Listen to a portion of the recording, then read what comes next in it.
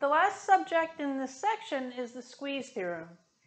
The squeeze theorem is a way of doing limits when kind of many of our other things fail.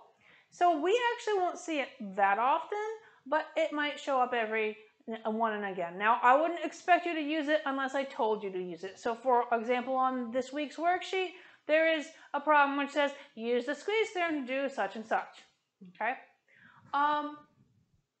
What is the squeeze theorem? So if I just look at my drawing here, let's say this function is some function g of x, and I want to find the limit at a, and for some reason my algebraic technique is not the right thing to do, and we'll talk about that a little bit more when we look at some examples.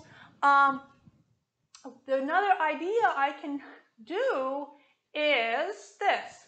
Let's say I can find out or figure out some other functions that bound this g of x, right? So let's say, at least, I'll draw it so it's like everywhere, but at the point A, let's say this then does this one.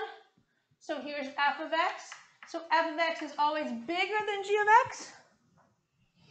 And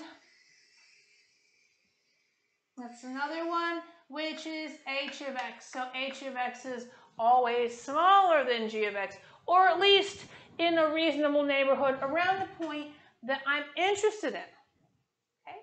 Well, if you can easily find the limit of f of x and the limit of h of x using our algebraic techniques, and if they both squeeze down and g of x is in the middle, then g of x has to also go to that point.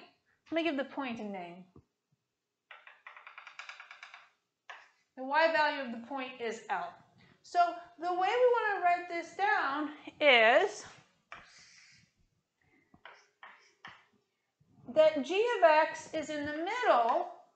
Let's see. Oh, how do I write? H of x was underneath, g of x was in the middle, and f of x is in the top. Okay? When x is near a,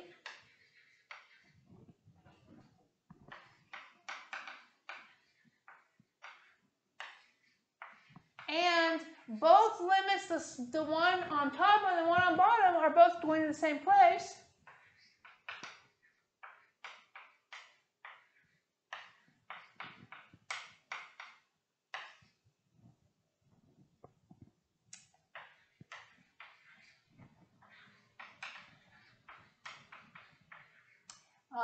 The top one is f of x.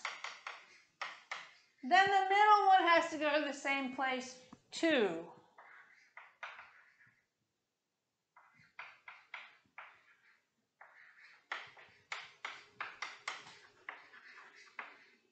But you need a bound from both the top and the bottom, because if I just have a bound from the top, well, the bottom could go anywhere, right? This is also often called the sandwich theorem. So, because you are squeezing, you're squeezing your g of x between the other two, or you're making a sandwich, right? Where the g is the inside, is your meat, and then the f and the h are your bread. So, depending on what you want to call it, I do call it the squeeze theorem, because I like the notion of squeezing, but it can be called any sort of thing. Now, any of those two things, sorry, not any sort of thing, but any of those two things. A lot of times if you're looking for stuff online, they will call it the sandwich theorem. Again, you do need the rigorous definition to prove this properly, but geometrically, you're looking at it and it makes sense, kind of makes sense, using it. All right, so when would we necessarily have to use this? I'm going to give you one example just as a fairly straightforward one. Let me see what I want to do. Limit as x goes to 0 of x cosine x. Now we also very quickly will learn how to do this in a different way. Remember, so far we just said we can plug in the number with algebraic functions and like rational functions and polynomials. That's all we've done so far. Very shortly, maybe, next week? Friday, whatever, I don't know. Soon, we'll talk about how you can do this for other functions as well. But right now, we're not doing that, so we can do this here. So what I'm trying to do is, and let me just draw what this kind of looks like. So we had something sort of like this in a previous example. If you just graph this, you can see it kind of does this. It's not the one that goes infinitely at the origin because it's not 1 over. That one is on, I think, your homework. It just goes down, should be like that, right? Odd times even is odd, something like that. So this looks something like this, okay? As I get very large numbers, this x is getting very large, so it's going up. As I get very small, this x is going to 0, so it's taking it down, okay? It sure looks like it goes to 0. And I drew the lines of the y equals x and y equals negative x just to help me draw the picture. But they also give you, no, there's not a very good picture, but whatever. If you do it with Desmos, it looks better.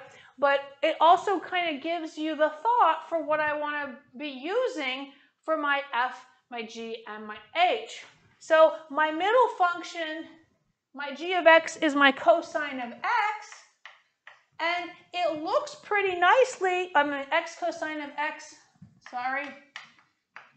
You can see pretty nicely that it is bounded by y equals x and y equals negative x, right? That makes sense because cosine is going back and forth between negative 1 and 1.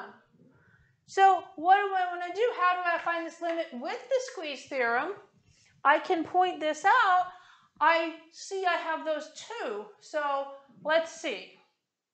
I'm going to do it this way. Cosine of x, I just said it, was bounded between negative 1 and 1, right? Now, if I multiply everything by x,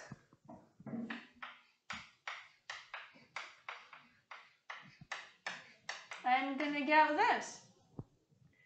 Now, I know, right, that's fine, right? And then this is the first line of my statement.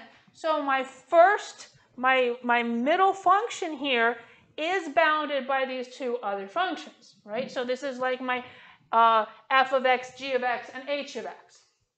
Okay, now I also know that the limit as x goes to 0 of negative x is just 0.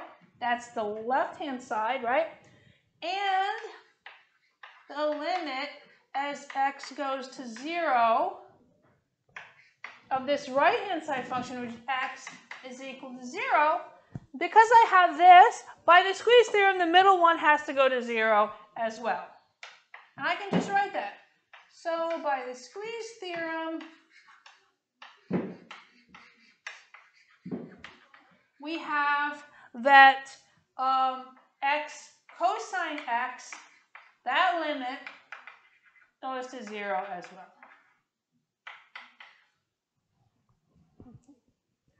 Now, if I knew I could just stuff in 0 for the cosine of x, in this case, I could do it that way as well. But not in every case. The one on your homework, even if we stuffed in the x, we can't do it, right? And there's a reason why. So that's part of the question.